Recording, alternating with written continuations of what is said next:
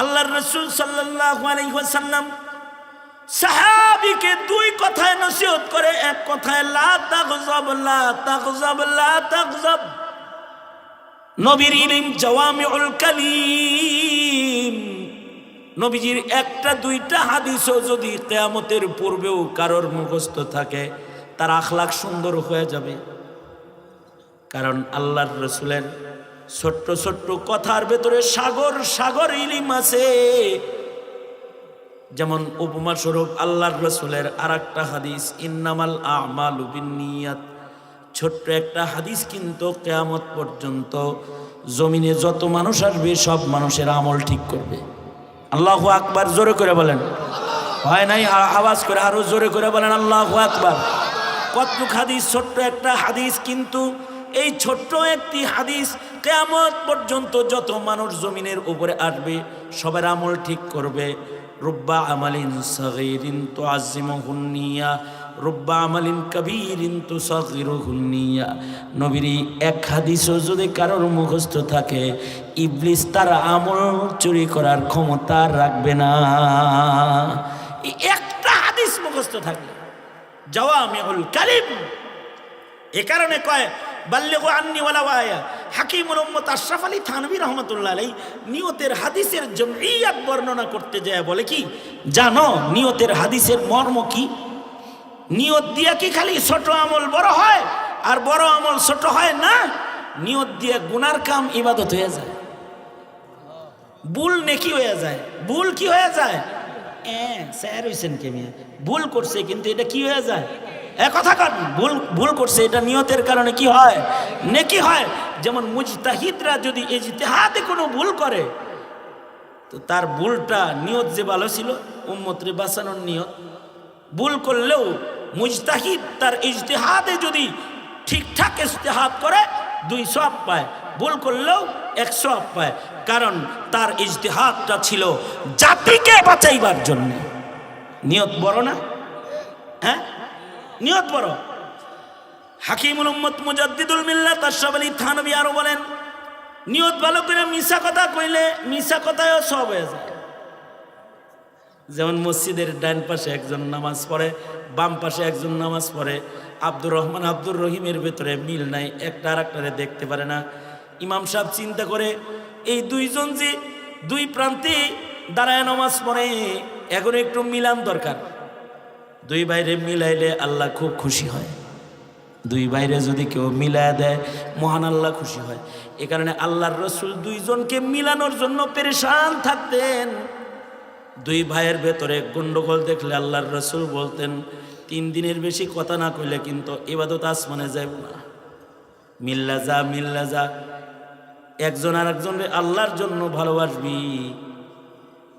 আল্লাহর জন্য কাউকে ভালোবাসাটাও ঈমান, আল্লাহর জন্য মোহাব্বতটাও ঈমান। দুশমনি রাখবি না, দুইজনে মিল্লা যা। আল্লাহর রাসূল যদি খবর শুনতেন যে দুইজনে কাজ্জা লাগছে, দুইজন রে মিলাইবার জন্য আল্লাহর রাসূল পেরেশান থাকতেন। আল্লাহর রাসূল মসজিদ থেকে বের হয়ে চলে যেতেন। বুখারী শরীফে আছে আল্লাহর রাসূলের কাছে খবর পৌঁছে কুবার ভেতরে 2 মুসলমানের ঝগড়া লাগছে। আল্লাহর রাসূল ঝগড়া মিটাইবার লাগে ইমামতি বাদ দিয়া সোজা কুবায় চলে গেছে। যাওয়ার সময় বেলালকে বলে, বেলাল আমার 2 উম্মতের বেজাল মিটাইতে আমি যাইতেছি কুবায়। আসতে ঝগড়া মিটামো দেরিও হইতে পারে, আইতে যদি দেরি হয় তাহলে জোহরের আজানটা টাইম মতো দিয়ে দিও, আর আবু বকর আসলে তাকে ইমামতি করে নামাজ পড়ায় ফেলতে বইল। আবু বকর রে নামাজ পড়াইয়া দিতে বইল। আমি গেলাম গা। কি লেগে গেছে? আপনারা আমার কথা শোনেন কিনা আমি বুঝি না। আসলে শোনেন? সাউন্ড সিস্টেম ঠিক আছে? নরেন সরেন নাকি পাত্রের লাহান বইয়া রয়েছেন মিয়া জামগা এইটা রাগ হইছে। দোনাত উপরে তোলেন। এই শেষ বয়ানগুলা ভালো করে শুনেন। এতক্ষণ তো আইতেই দেরি করছেন, বাইত গেছিলেন কি শহীদারি করছেন বাড়িতে মিয়া? মাহফিলে একদিন আইবেন, সেদিন আইবার চান না, বাইতে কোনে সোজা করেন, নাড়াচাড়া দেন, এক হাত নামান। দুনো হাত যারা নামাইছেন এরা তো কথা শুনেন নাই। দুনো হাত তোলেন, নাড়াচাড়া দেন, জবান খুলে আওয়াজ করে বলেন আল্লাহু আকবার, বলেন সুবহানাল্লাহ। মাইকলা কই গেছে? এই এই মাইকলা ভিতরে ক্লিয়ার কর, ভিতরে ক্লিয়ার কর, বাইরের মাইক বন্ধ কর প্রয়োজনে, ভিতরে যেন আওয়াজ ক্লিয়ার হয়। হাত নামান। পরে বাইরে মাইক দিচ্ছে যে অন্য বক্তারা যখন তখন গোটা এলাকায় মাইক দিচ্ছে, কিন্তু ভিতরে ক্লিয়ার করে এখন নামাজের টাইম বেটা। নামাজ কয়টায়? হ্যাঁ দেরি আছে।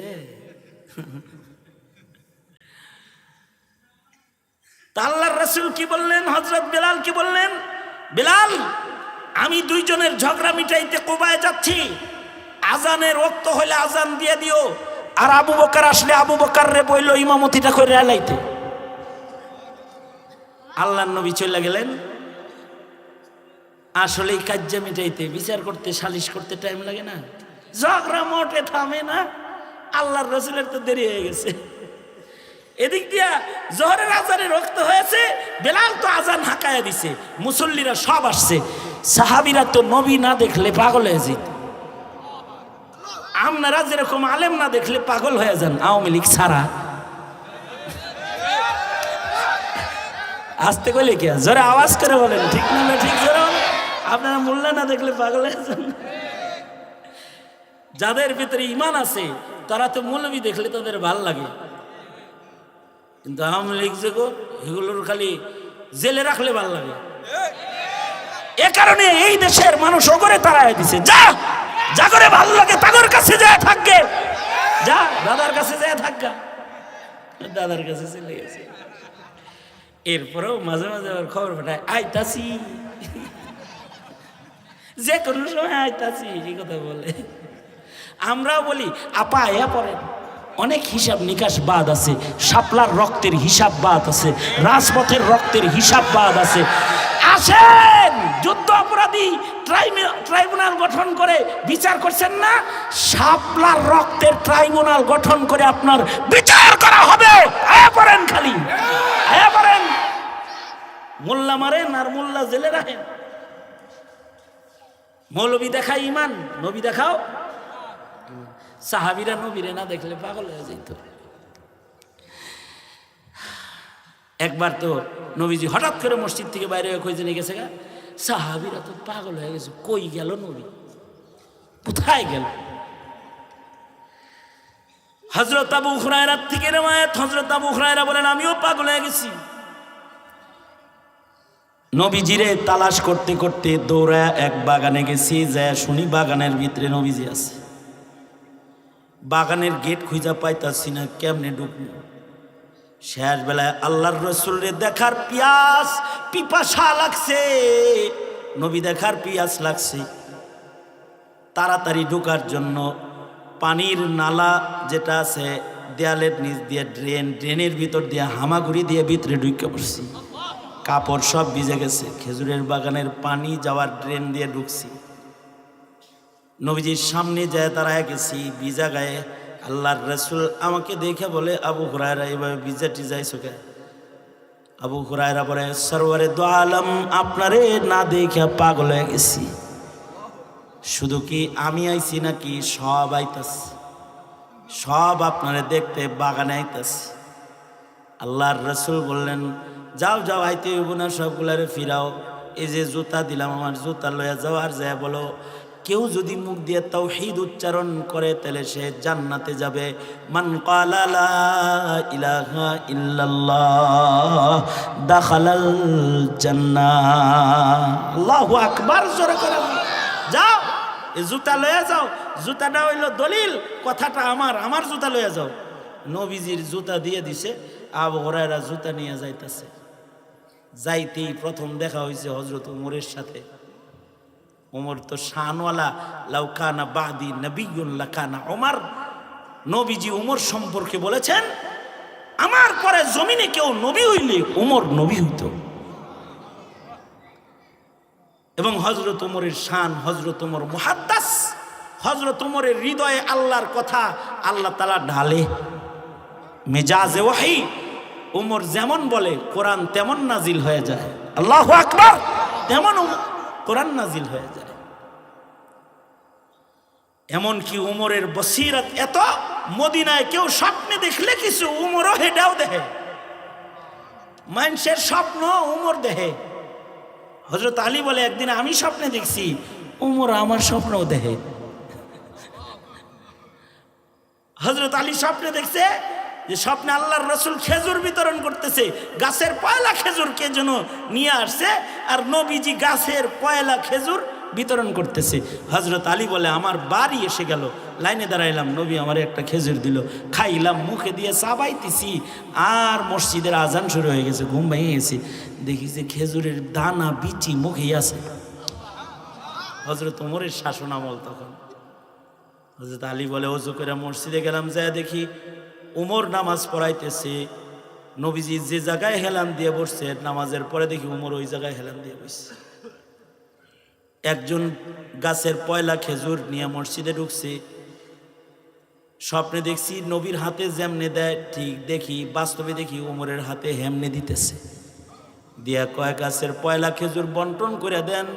হযরত উমর খেজুরগুলো পাইয়া ঠিক ওই জায়গা দিয়ে লাইন করাইছে যেখানে নবীজি স্বপ্নে লাইন করাইছে।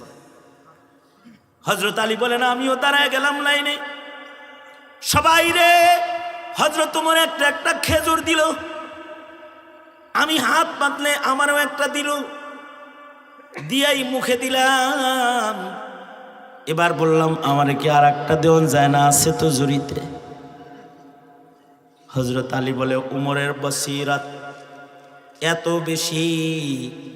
উমর বলে আলী রাতের বেলায় রসুল তো একটাই দিছে, এখন আমার কাছে দুইটা চাষ কে? আমি তো নবীর বন্টন দেখে দেখে বন্টন করেছি। হযরত উমরের বসিরত হলো এরকম। আবু হুরায়রা জুতা লইয়া যাইতাছে, কথাটা কইতে যে তাওহীদবাদী জান্নাতে যাবি। উমরের লগে দেখা হইছে, আর উমর ফিরা কয় আবু হুরায়রা কই যাস? দেখেন না নবীর জুতা হাতে, নবীর কথা নবীর উম্মতের কাছে কইতে যাই। কি কইতে যাস? রাসূল বলছে সবাইরে বইলা দিতে, যারা বলবে লা ইলাহা ইল্লাল্লাহ সব জান্নাতি। হযরত ওমর কয় যা সার পিছনে যা, এটা কোয়া যাবে না, যা। আরে নবীজি বলছে যাইতে, আপনি ধাক্কা দেওয়ার কে?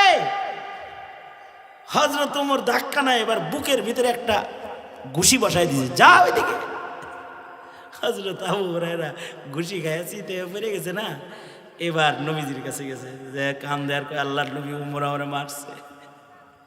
কি লেখা মারছে? আমি আপনার কথা লইয়া যাইতেছি, সবাইরে বলবো, আর উমর আমাকে ঘুষি দিছে। আয় উমর ঘুষি দিছ কেন? কথাটা তো আমিই বলছি। হযরত উমর বলে কথা আপনার সব ঠিক, কথা সত্য, তাও ঠিক, কিন্তু মদিনায় দুর্বল ইমানদার অনেক আছে, এখন কথাটা বলা যাবে না, এখন বললে নামাজ ছেড়ে দিব। আল্লাহর রাসূল বলে ঠিকই তো কইছে উমর, এখন যাস কে? একটু আগে আল্লাহর রাসূল আবু হুরায়রা কয়, আবু হুরায়রা কে বলে যাও যাও বলো, যে বলবে লা ইলাহা ইল্লাল্লাহ সে জান্নাতি। এখন উমরের কিল খায়া আইছে। আবু হুরায়রা কয় উমর ঠিকই করছে। তা আল্লাহর রাসূল আগে বললো একটা, এখন একটা কেন? না, আগে আল্লাহর রাসূল আল্লাহ পাকের সাথে সরাসরি রহমতের কানেকশনের ভিতরে ঘেরাও অবস্থায় ছিল। জান্নাত যে সুজা এটা উম্মতকে বলায় দেওয়ার জন্য রহমত দেখা আল্লাহর রাসূল এভাবে ঘোষণা করতে বলছে। আর এখন উমর যেহেতু সামনে হিজাব হয়ে গেছে, উমর হিজাব হওয়ার কারণে আলমের রহমত থেকে আল্লাহর রাসূল এখন আলোক পজিশনে আছে। স্বাভাবিক হালতে নবীজি আসছে, ওয়াজিদের হালতে নাই। এবার নবীজি বলতেছে উমর ঠিকই বলছে। এছাড়াও উমরের কথা ফেলে দেওয়ার মতো কথা না, কারণ উমর মুহাদ্দাস, আল্লাহ আল্লাহর কথা উমরের হৃদয়ের ভেতরে এলকা করে। কিন্তু উমর নবী না। যদি নবী হতো, উমর নবী হতো, খাতামুন নবিয়্যিন মুহাম্মদুর রাসূলুল্লাহ সাল্লাল্লাহু আলাইহি ওয়াসাল্লাম, কিয়ামত পর্যন্ত কেউ আর নবী হবে না। এ কারণেই যারা নবীর দাবিদার হয় তারা কাফের, ভণ্ড নবীরে যারা সমর্থন করে এগুলোও কাফের, যারা তাদের হেল্প করতে চায় তারাও কাফের হয়ে যায়। তারাও কাফের হয়ে যায়। এ কারণে আহমদিয়া মুসলিম জামাতরে সহযোগিতা করতে চাও, উপদেষ্টা পরিষদে বয়া বয়া ইমান নাই, বেঈমান হয়ে যাবি, কাফের হয়ে যাবে, কাফের হয়ে যাবে। সুতরাং বলুন, নবীর পরে নবী আছে? জোরে আওয়াজ করে বলেন। আপনাদের কাছ থেকে বাচ্চারা শিখবে, জোরে বলুন, নবীর পরে নবী আছে? নাই, নাই, শেষ নবী মুহাম্মদুর রাসূলুল্লাহ সাল্লাল্লাহু আলাইহি ওয়াসাল্লাম। কিন্তু নবী বলে আমার পরে নবী হইলে ওমর হইতো। হযরত বিলাল আজান টাজান দিয়ে কয়, নবী কই যেন গেছে গা কাজে থামাইতে, আবু বকর নামাজটা পড়ায় আলাম। আবু বকর কয়, ওমর আমনি পড়ায় আলাম। দুইজনে ধাক্কা ধাক্কা। হযরত ওমর বলে, না, আল্লাহর রাসূল আপনাকে পড়াইতে বলেছে, আপনি আমাদের মুরব্বী, আপনার ইলম বেশি, আপনিই পড়ান। হযরত আবু বকর নামাজে দাঁড়ায় গেলেন। একদিক দিয়ে আবু বকর কেবল নামাজ শুরু করছে, মোবাইলের আমল তো না, নবী কদ্দুর আছে এটা তো আর কর কায়দা নাই। একদিক দিয়ে নামাজ শুরু হয়েছে, আর একদিক দিয়ে আল্লাহর রাসূল মসজিদে ঢুকছে। ওই যুগ, প্রথম যুগে নামাজের ভেতরে কিছু কথাবার্তা ছিল, জায়েজ ছিল কিছু। জায়েজ জিগেই তো, এই কয় রাকাত হইছে রে? কই তো 2 রাকাত, 3 রাকাত।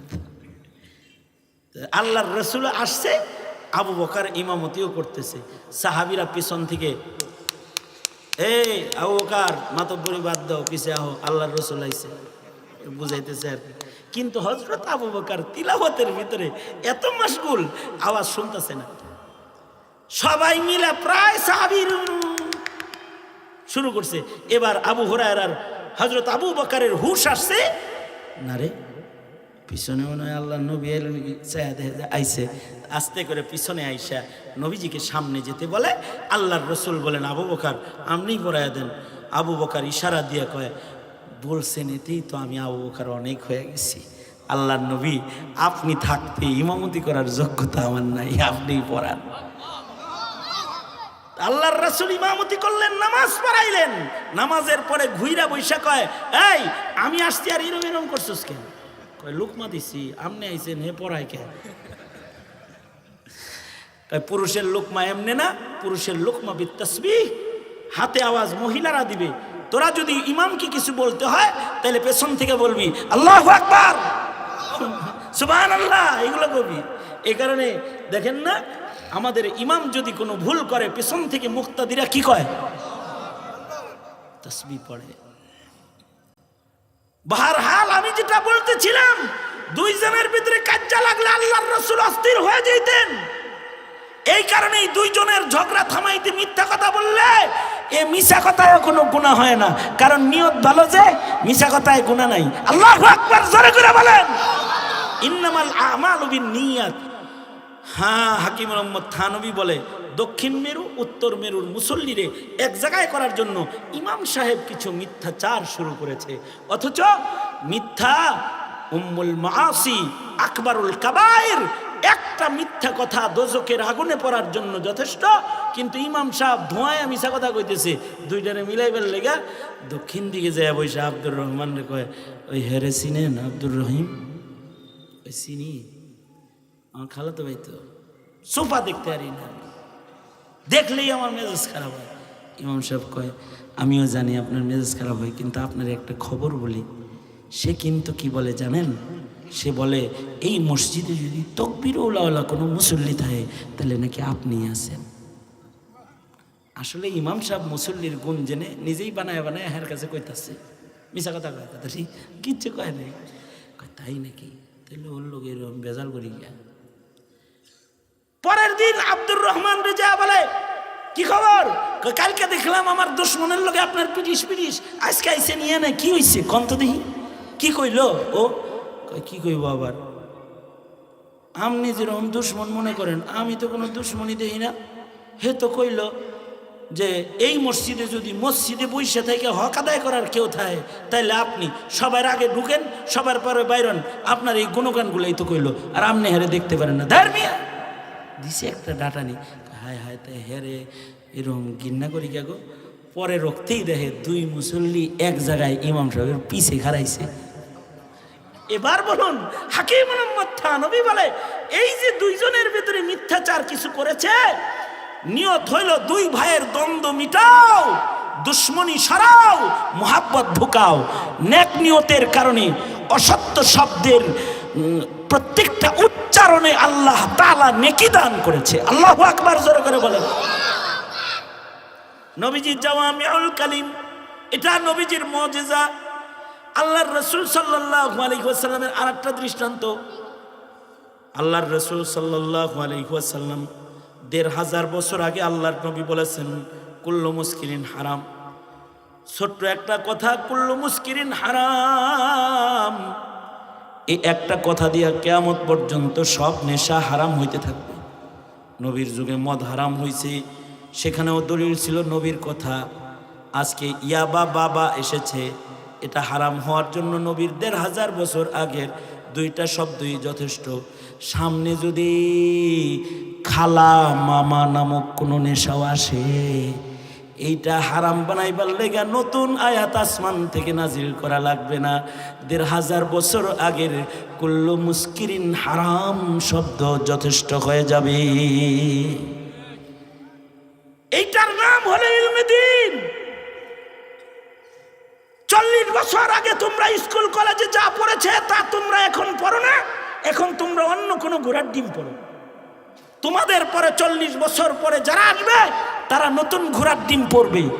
তোমরা যে ঘোড়ার ডিম পড়ছো এগুলো সব হারায় যাবে। কিন্তু ১৫০০ বছর আগে ইলমের যে ভান্ডার রাসূল দিয়ে গেছে আজও আছে, কালো থাকবে, ইসরাফিলের বাঁশি পর্যন্ত থাকবে। এর হিফাজত করবে কে জোরে বলেন? আল্লাহ। কারণ নবীজির ইলমের হিফাজত নবীর খাতমে নবুয়তের দলিল। আর কোন নবীর দরকার নাই, খাতমে নবুয়তের দলিল ইলমের হিফাজত। এই কারণেই আলেম নিয়ত করলে মৌলবী হওয়া যায় না, চেষ্টা করলে মৌলবী হওয়া যায় না। নবুয়ত যেমন নির্বাচিত, ইলম নির্বাচিত মানুষকে আল্লাহ দেয়, আলেম নির্বাচিতরাই হয়। এই কারণেই ইচ্ছা করে হাফেজ হইতে পারে না। কিন্তু নোয়াখালীর এক ছোট্ট বোলা মাত্র ৪৯ দিনে গোটা কোরআন শরীফ মুখস্থ করছে, তার যোগ্যতায় নয়, তার সিনায় একজন তার কুদরতি কলম দিয়ে তার কালাম লেখছে। তিনি কে? আওয়াজ করে জোরে বলেন, তিনি কে? আল্লাহ। আল্লাহ তাআলাই তার ইলম, তার নবীর ইলমকে খাতমে নবুয়তের দলিল হিসেবে হেফাজত করবে। আর সেই ইলম হৃদয়ে লেখার যে ফ্যাক্টরিগুলো, সেই ফ্যাক্টরির নাম হলো মাদারিসে কওমিয়া। আপনারা এই যশপুর মাদ্রাসা, পুরানা ঐতিহ্যবাহী মাদ্রাসা, এই মাদ্রাসা ইলমের ছাপাখানা, কাগজে ছাপে না, কলবে ছাপে। যুগ যুগ ধরে মানব হৃদয়ে নবীর আমানত ইলম লিখছে, কিয়ামত পর্যন্ত এভাবেই আলেমরা লিখতে থাকবে। কারণ যতদিন ইলম থাকবে ততদিন খাতমে নবুয়ত থাকবে, ততদিন ইসলাম থাকবে, দ্বীন থাকবে।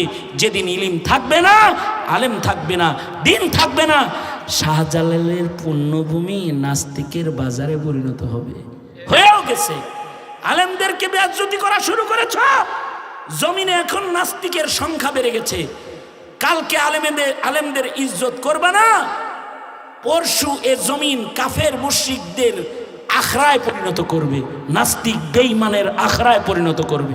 সুতরাং মুসলমানের মাটিতে আলেম ও ইলমের মাইনাস পয়েন্টে চলাফেরা করার কোনো সুযোগ শরীয়তে ইসলাম কোনো মুসলিম মুমিনকে দেয় নাই। কারণ নবীর পরে নবী নাই, ইন্নামাল উলামা ওয়ারাসাতুল আম্বিয়া। কথাটা কি বুঝে আসছে তো ইনশাআল্লাহ? তাইলে বলেন তো, আপনারা কি আলেমদের পক্ষে না বিপক্ষে? তাহলে দুনো হাত তুলেন, তাকবীর দেন। আমি শোনেন শোনেন শোনেন, আমি দিই, আপনারা যেই আইলা জেল্লা বুঝি শোন, দুনো হাত তুইলেই তাকবীর খান দেন। আলেম উলামা যেখানে, আলেম নাই যেখানে, এরম এরম করেন, আমরা নাই, আলেম নাই যেখানে, আলেম উলামা যেখানে, নারায়ে তাকবীর, হাত নামান। এবার বুঝে থাকলে বলেন, তাবলীগ করবেন আলেমদের সাথে না ডাক্তারদের সাথে? কোন খানকায় যাবেন? যেখানকায় গরু আছে না যেখানকায় আলেম আছে? আলেম যেখানে আছে কোন রাজনীতি করবেন? যে রাজনীতির সমর্থনে আলেম আছে। যেই রাজনীতিতে আলেম নাই সেই রাজনীতিতে দেখবেন নাস্তিক আছে। আওয়ামী লীগের রাজনীতিতে মৌলবী নাই, এ কারণে নাস্তিকের সংখ্যা বেশি। এই কথা বলেন, আওয়াজ করে জোরে বলেন, ঠিক না? ঠিক জোরে বলেন। ওই ইনু শাহরিয়ার মুরগিচর এগরে দিয়ে রাজনীতি করে, কারণ মোল্লার লোকে কি নাই সম্পর্ক নাই, মৌলবী নাই যে রাজনীতিতে, ওই রাজনীতির ভিত হয় কুফুরের উপরে। আর আলেম যেই রাজনীতিতে থাকে সেই রাজনীতির ভিত হয় তাওহীদের উপরে, ইসলামের উপরে, ঠিক কিনা যারা বলেন। সুতরাং আগামীর ভবিষ্যতের এই মুসলমানের জমিনের রাজনীতিও আলেমদের সদারতেই হবে। সবকিছুর দিন শেষ কোরআন সুন্নাহর বাংলাদেশ। এটা হৃদয়ে মুখে না, শুধু হৃদয়ে গাথো ইনশাআল্লাহ। বলেন, আওয়াজ করে বলেন। আল্লাহ তৌফিক দান করেন, আমিন। ইলমের কদর, উলামাদের কদর করার তৌফিক আল্লাহ আমাদের দান করুক। এ পর্যন্ত বলেই আমার সংক্ষিপ্ত কথা এখানেই গুটায়া নিচ্ছি। দয়াপুর মাদ্রাসায় কয় তারিখে যাবেন? দয়াপুর কবে? না না না না, এই কি দিন? বটগ্রাম। বটগ্রাম কি কাছে না? কাছেই তো। হ্যাঁ, বটগ্রামে আবার দেখা হবে ইনশাল্লাহ। আইতে দেরি করেন, আবার শুনতে পারবেন ইনশাল্লাহ। এই যে তারপরে জিলানী সাহেবের মাদ্রাসা কত তারিখ? 3 তারিখ, ডিসেম্বরের 3 তারিখ। আগে আগে যাইবেন, দেরি করবেন না। সব জায়গায় আগে আগে যাই বয়ে থাকবেন। মিয়া বাজার দিয়ে ঘুরে নেয়া ওয়াজ শেষ হয়, তারপরে আহেন ওয়াজ শুনতে। নাকে একটা ঘুষি দিয়ে নাক ফাটায় আলাই দেওয়া দরকার। নাটক শুরু হওয়ার আগেই তো যায় বয়ে থাও। নাউজুবিল্লাহ।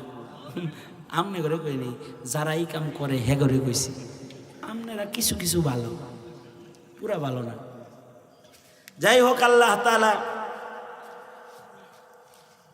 নসিহা ওলামাদের সোহবতের কদর আমাদের বুঝার তৌফিক দান করেন, আমিন। মাদ্রাসার প্রতি খেয়াল রাখবেন। আসসালামু আলাইকুম ওয়া রাহমাতুল্লাহি ওয়া বারাকাতুহু। এই যে কেটে গেল পাও, এই